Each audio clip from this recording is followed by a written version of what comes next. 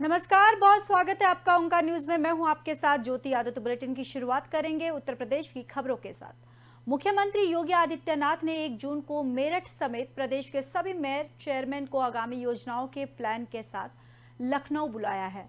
लखनऊ में mayor chairman के लिए आगामी सालों के लिए कार्य योजना को लेकर कार्यशाला का आयोजन किया गया।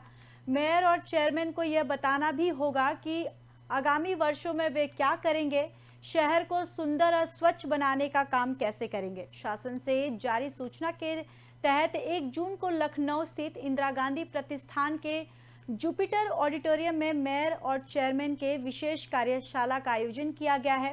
कार्यशाला को मुख्यमंत्री योगी आदित्यनाथ संबोधित करेंगे और प्रदेश के नगर विकास मंत्री AK शर्मा और अन्य मंत्री उच्च अधिकारी शामिल होंगे। और इस विशेष कार्यशाला के सभी नवनिर्वाचित मेयर और चेयरमैन, सभी नगर आयुक्त, अधिशासी अधिकारियों को शामिल होना है। कबाड़ से जुगाड़ मेरठ का चरखा आकर्षक का केंद्र। अफसरों के मुताबिक 1 जून को प्रस्तावित कार्यशाला में मेरठ नगर निगम की ओर से कबाड़ से जुगाड़ के तहत और तैयार विशेष स्वचालित चरखा आकर्षक का केंद्र रहेगा और इसे लखनऊ पहुंचा दिया गया है। वहीं कार्यशाला के बाद इस स्वचालित चरखे को स्थानीय नगर निकाय निदेशालय को समर्पित कर दिया जाएगा, जहां पर मेरठ के मेयर हरिकांत आलूवालिया ने कहा कि मुख्यमंत्री की ओर से बुलाई गई कार्यशाला मेरठ के लिए काफी महत्वपूर्ण साबित होगा। अवसर मिला तो शहर के प्रमुख मुद्दों पर कार्यशाला में चर्चा की जाएगी। वैसे मुख्यमंत्री ने पहले ही मेरठ को लेकर सरकार की ओर से हर संभव सहयोग की बात कही है और ये बहुत बड़ी बात है।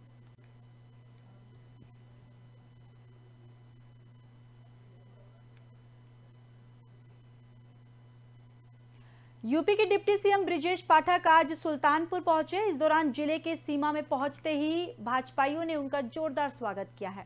यहां के बाद डिप्टी सीएम ब्रिजेश पाठक जयसिंहपुर तहसील के वीरसिंहपुर पहुंचे और वर्षों ने तैयार बने 100 बेड के संयुक्त चिकित्सालय का उद्घाटन किया। इस दौरान सदर विधायक राजेंद्र प्रसाद उपाध्याय, कादीपुर विधायक राजेश गौतम, जिलाधिकारी जसजीत कौर, SP सोमेन वर्मा सहित तमाम नेता एवं कार्यकर्ता मौजूद रहे। यहां के डिप्टी सीएम जिला मुख्यालय स्थित बीजेपी कार्यालय के लिए रवाना हुए, जहां वे बीजेपी नेताओं, कार्यकर्ताओं और जनप्रतिनिधियों से मुलाकात भी की है।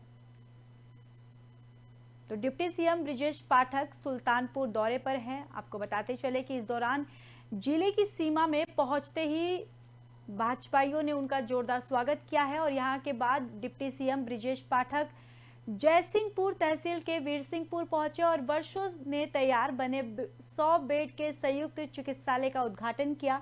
इस दौरान सदर विधायक राजेंद्र प्रसाद उपाध्याय, कादीपुर विधायक राजेश गौतम, जिलाधिकारी जसजीत कौर और SP सोमेन वर्मा सहित तमाम नेता और कार्यकर्ता वहां मौजूद रहे। यहां डिप्टी सीएम जिला मुख्यालय स्थित बीजेपी कार्यालय के लिए रवाना हुए, जहां वे बीजेपी नेताओं, कार्यकर्ताओं और जनप्रतिनिधियों से भी मुलाकात और बैठक करेंगे।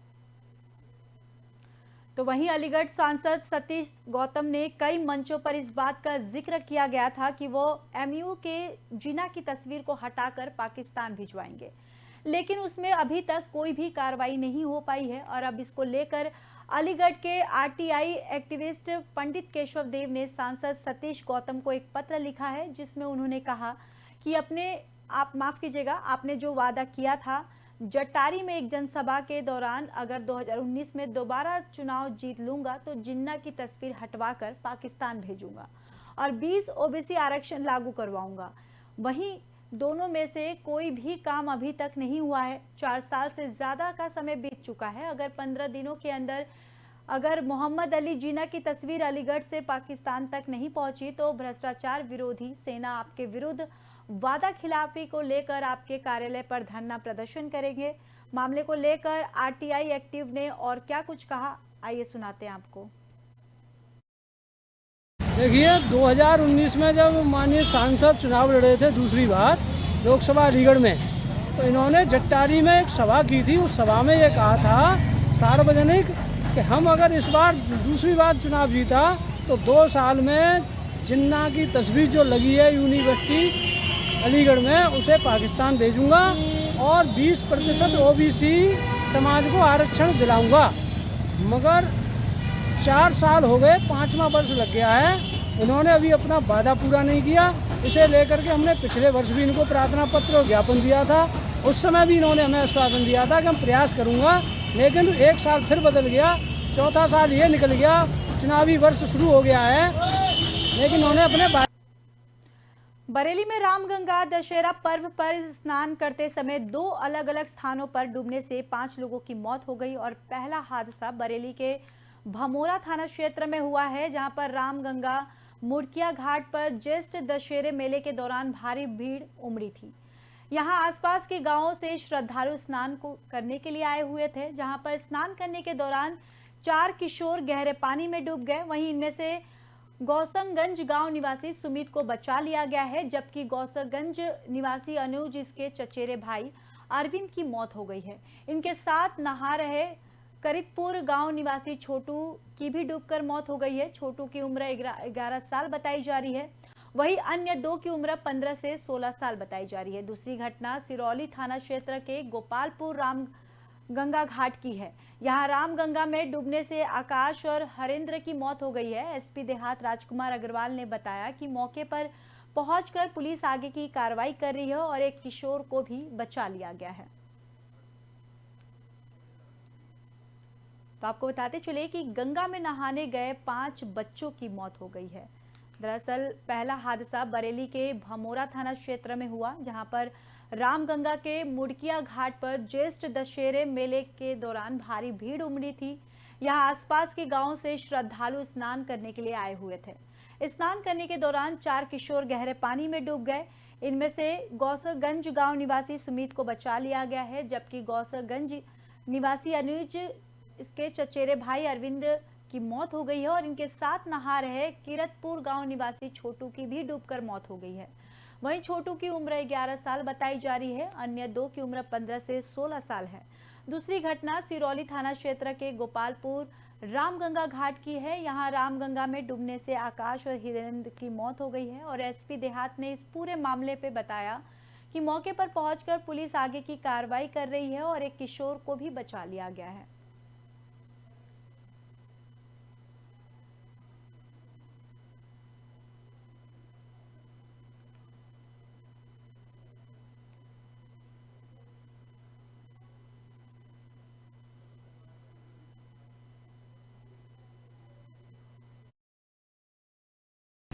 थाना क्षेत्र भमोरा के ग्राम गौसगंज में रामगंगा नदी में कुछ बच्चे नहा रहे थे, जिनमें से 4 बच्चे नदी में नहाते समय डूब गए थे, जिनमें गोताखोरों की मदद से उनमें से एक बच्चे को बचा लिया था और 3 बच्चों की दुखद मृत्यु हो गई थी। साथ ही साथ थाना क्षेत्र सिरौली में भी 2 बच्चे घाट के पास में डूब गए थे, जिनको तुरंत गोताखोरों की मदद से बचाकर उनको अस्पताल में पहुंचाया गया था, जहां उनकी भी मृत्यु हो गई थी। दोनों ही प्रकरणों में राजस्व विभाग के लोग और पुलिस विभाग के लोग मौके पर हैं और आवश्यक कार्रवाई संपादित कर रहे हैं। ये दोनों हमारे चचेरे भाई थे, अरविंद और अनुज। गंगा नहाने गए थे, पास में फिरोजपुर गांव पड़ता, उसमें मेला लगता दशहरा का, वहाँ गंगा नहाने गए थे। 2 और गांव के बच्चे भी गए थे। ये दोनों नहाते नहाते डूब गए। कितने बच्चे डूबे? 3 बच्चे डूबे, एक कीरतपुर गाँव का है और 2 हमारे चचेरे भाई हैं। ये बच्चे क्या करते थे? पढ़ाई करते थे। कौन सी क्लास में? 8वीं में थे दोनों ये। उनके पिताजी क्या करते हैं? पिताजी खेती करते हैं, किसान। क्या उम्र रही होगी इन बच्चों की? अनुज की उम्र 17 साल है और अरविंद 16 साल का है। तो वहीं पुलिस उप महानिरीक्षक अलीगढ़ परिक्षेत्र अलीगढ़ द्वारा रिजर्व पुलिस लाइन हाथरस और पुलिस कार्यालय हाथरस थाना का निरीक्षण किया गया है। आपको बताते चले कि जहां पर पुलिस उप निरीक्षक अलीगढ़ परिक्षेत्र अलीगढ़ के द्वारा रिजर्व लाइन हाथरस और पुलिस कार्यालय का निरीक्षण किया है।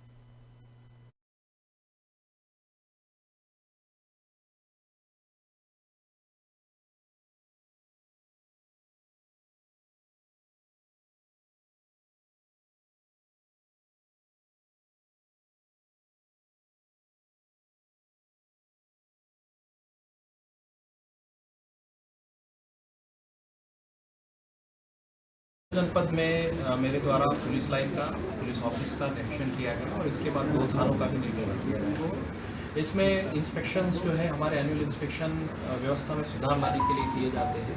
इसका मूल उद्देश्य हमारी इंटरनल शॉर्टकमिंग्स है, उसको हम करेक्ट करने के लिए डायरेक्शंस देते हैं।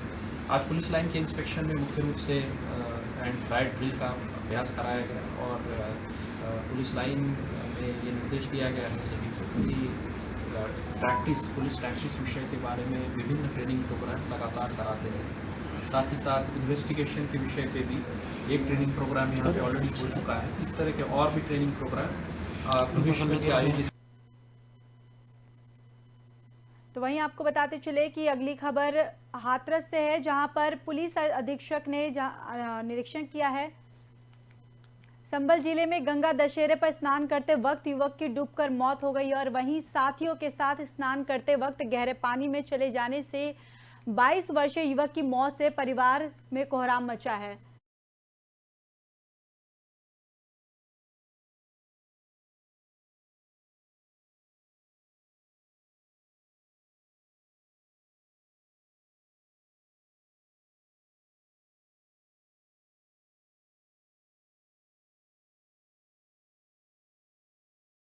बाहर निकाला गया और अस्पतालों में चिकित्सक ने युवक को मृत घोषित किया है। वहीं गंगा स्नान के दौरान गंगा में डूबकर युवक की मौत का पूरा मामला सुनवाई थाना इलाके के साकरा घाट के है, जहां पर मंगलवार को गंगा दशहरे के अवसर पर काफी तादाद में श्रद्धालुओं के आस्था की डुबकी लगाई। तो वहीं जनपद अलीगढ़ के दादो थाना क्षेत्र के गांव लहरा सलेमपुर निवासी 22 वर्षीय विजेंद्र अपने साथियों पुष्पेंद्र, यशपाल और राहुल के साथ गंगा स्नान के लिए जिले के संकरा घाट पर स्नान के लिए पहुंचा हुआ था, जहां पर गंगा दशहरा स्नान को लेकर सभी में उत्साह का माहौल भी दिखाई दे रहा था।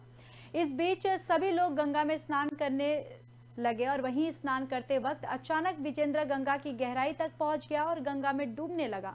विजेंद्र के शोर मचाने पर उसकी साथी मदद के लिए आगे आए, लेकिन तब तक विजेंद्र गंगा की गहराई में डूब चुका था। युवक के गंगा में डूबने की सूचना पर हड़कंप मच गया है और वहीं गंगा स्नान करते मौके पर लोगों की भीड़ लग गई।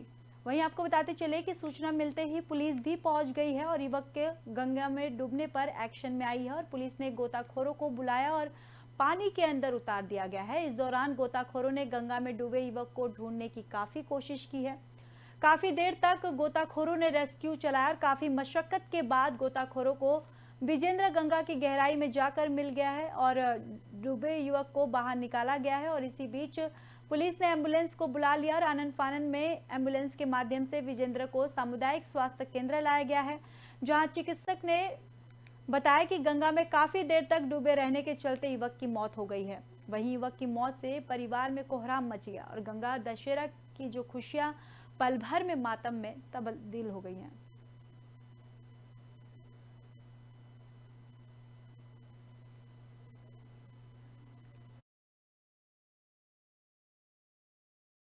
मामला ये है कि 108 एम्बुलेंस द्वारा लाया गया। इसका नाम विजेंद्र है, सन ऑफ चंद्रपाल है। इसकी उम्र 22 साल है और लहरा सलेमपुर का जिला अलीगढ़ का रहने वाला है।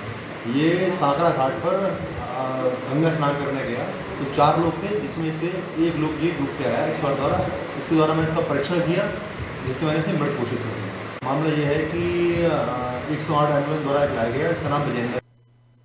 उत्तर प्रदेश की खबरों में बस इतना ही। बाकी देश और दुनिया की खबरों के लिए देखते रहिए ओंकार न्यूज।